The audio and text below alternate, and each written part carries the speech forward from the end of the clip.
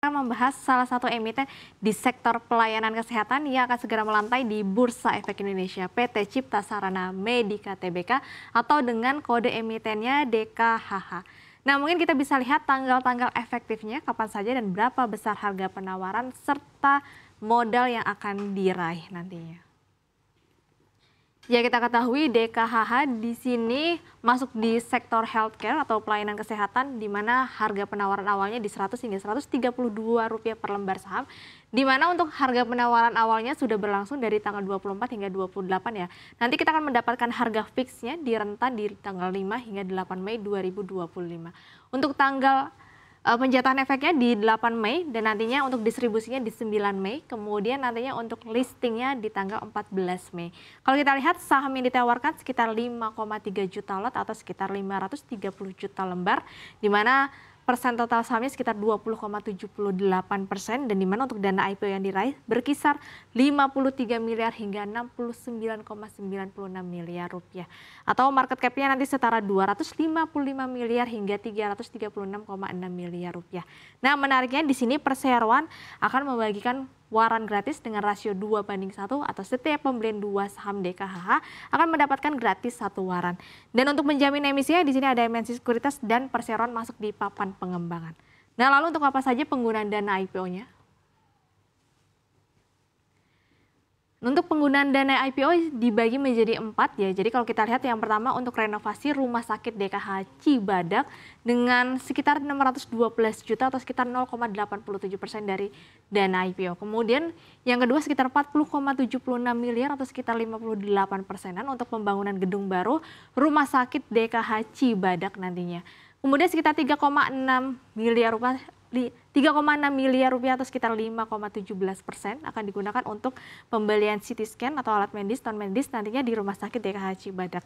Kemudian untuk sekitar 35,68% atau sekitar 24,9 miliar rupiah nanti untuk modal kerja, nanti sisanya untuk kebutuhan operasional dan juga pemasaran perseroan. Nah, lalu seperti apa bisnisnya? Ya, kalau kita lihat untuk bisnisnya sendiri, jadi sebenarnya perseroan ini mempunyai anak usaha. Jadi kalau CSM ini adalah Cipta Sarana Medikanya, untuk ATM-nya adalah Asyofwan Tunggal Mandiri dan MPA-nya adalah Mutiara Persada Abadi. Jadi di sini kalau kita lihat nama rumah sakitnya untuk yang CSM adalah Rumah Sakit DKH Cibadak. Tempat tidurnya sekitar 164, luas tanahnya 4.432 meter persegi, dokter umumnya sekitar 13 dokter, spesialis 29 dan terletak di Sukabumi. Untuk yang Asyofwan Tunggal Mandiri, di sini rumah sakitnya namanya Kedung Waringin, berada di Bekasi, di mana kalau kita lihat dokter umumnya ada 8 dokter, spesialisnya ada 12, tempat tidurnya 112 dan luas tanahnya sekitar 4.000 meter persegi. Kemudian untuk yang MPA atau Mutiara Persada Abadi, rumah sakitnya adalah namanya DKH Sukatani di wilayah Bekasi juga. Untuk dokter umumnya sekitar 7 dokter, spesialis 10 dokter dan di sini luas tanahnya sekitar 3.413 meter persegi dan juga jumlah tempat tidur sekitar 111 tempat tidur. Nah, selain ini kita juga bisa melihat layanan medisnya. Jadi memang rumah sakitnya tipenya C ya, tipe C sekitar 387 tempat tidur. Jadi di sini kalau kita lihat memang untuk yang Cipta Sarana Medika lebih banyak ya poli-polinya dibandingkan dengan yang ATM dan juga MPA. Kalau kita lihat yang Asyofwan Tunggal Mandiri juga cukup banyak, tapi memang untuk yang Mutiara Persada Abadi lebih sedikit ya pelayanan dari sisi polinya. Jadi memang masih besar di perseroan ataupun di induknya. Nah, untuk selanjutnya bagaimana dengan kinerja keuangannya?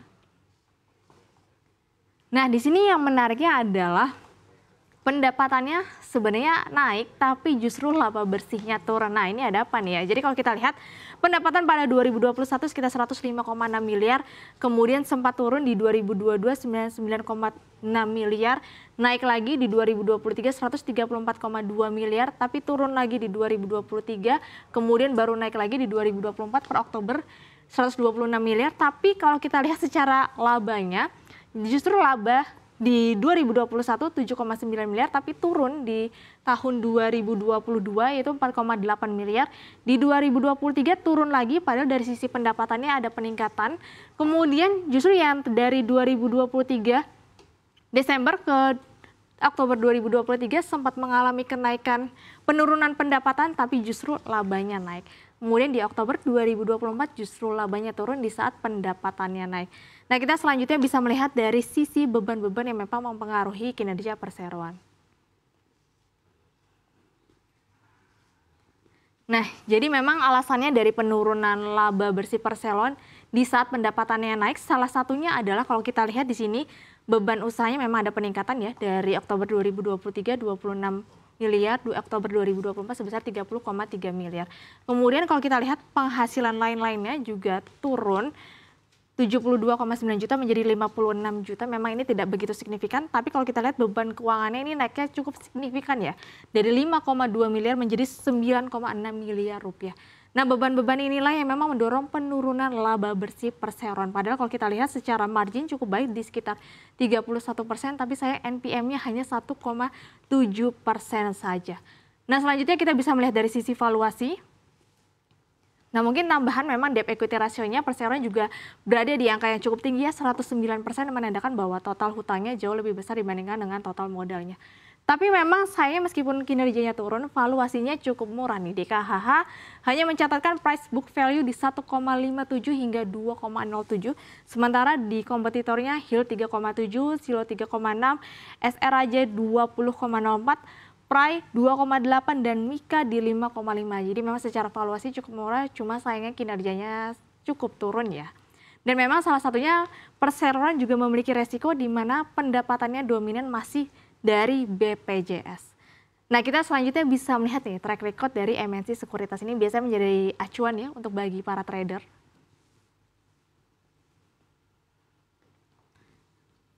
Nah, secara track record MNC Sekuritas kalau kita lihat dari 2023 saja ya, nggak usah yang jauh-jauh. Kalau kita lihat di sini di 2023 tadi di mana perseroan masuknya papan pengembangan.